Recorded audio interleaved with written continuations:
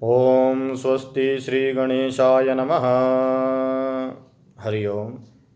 पुनः प्रेत दोष के विषय को लेकर आपके समक्ष आया हूँ। प्रेत दोष होता कैसे है, उत्पन्न कैसे होता है? वैसे प्रेत दोष के लक्षण मैंने आपको बता दिए कि किस प्रकार से वह हमें कष्ट प्रदान करता है। विशेष रूप से यदि हमारे घर में कोई प्रेत योनि में है तो हमेशा उस प्रेत को यही होगा कि इस घर में कभी भी कोई सुख न हो। अब प्रेत बनकर के जो भटक रहा है वो क्यों है? क्योंकि उसके निमित्त जो कर्म होता है वह कर्म नहीं हुआ।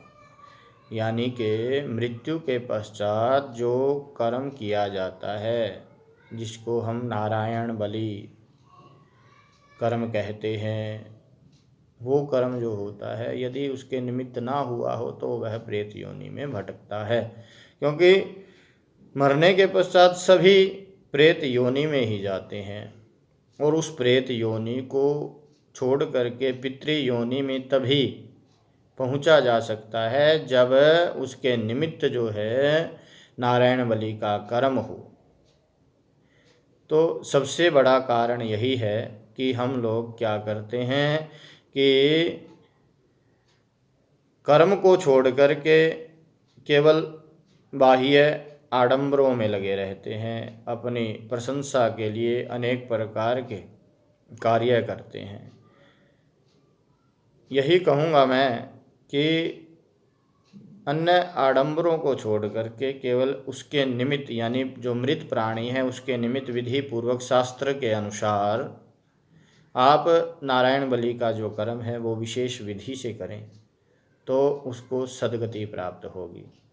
स्पिंडन श्राद्ध इत्यादि जो भी कर्म होता है उस कर्म को अवश्य करें। उससे हमारे घर में कभी भी प्रेत दोष की उत्पत्ति नहीं होगी। क्योंकि यदि सब प्राणियों का हम कर्म करेंगे, विधि पूर्वक कर्म करेंगे, तो वो भी हमें फलदायी होगा, वर देने वाले होंगे।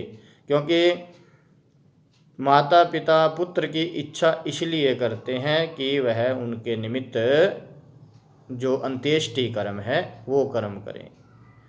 अन्य कर्म तो माता पिता अपने पुत्र के प्रति करते हैं, जैसे पुंसवन संस्कार। जैसे हमारे सनातन धर्म में 16 संस्कार हैं, उन 16 संस्कारों में सभी संस्कार माता पिता अपने पुत्र के प्रति करते हैं। लेकिन एक अंत्येष्टि संस्कार जिसको कहते हैं, वो अंत्येष्टि संस्कार माता पिता ये इच्छा रखते हैं कि उनका पुत्र उनके प्रति करे, इसलिए ये कर्म अवश्य करना चाहिए। अब दूसरी बात, जैसे पहले प्रेत योनि में होता है, फिर वो भूत पिशाच इत्यादि योनि में चला जाता है, तो उसका निवारण कैसे हो? उसके निवारण के लिए भी सनातन धर्म में विशेष रूप से एक कर्म कहा गया है। उस कर्म को करने से यदि घर में कोई भूत प्रेत पिशाच इत्यादि भी हो, उस कर्म से उसको भी सद्गति प्राप्त होती है।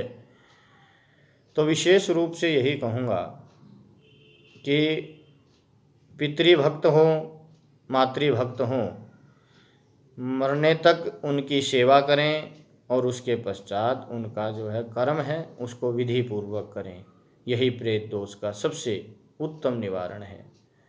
परिवार में यदि चाहे कोई भी किसी भी उम्र में गुजरा हो, किसी भी आयु में गुजरा हो, उसका यह कर्म अवश्य होना चाहिए। इस कर्म के बिना उसको सद्गति प्राप्त नहीं होती। इसी के साथ अपनी वाणी को विराम देता हूँ। हरि ओम।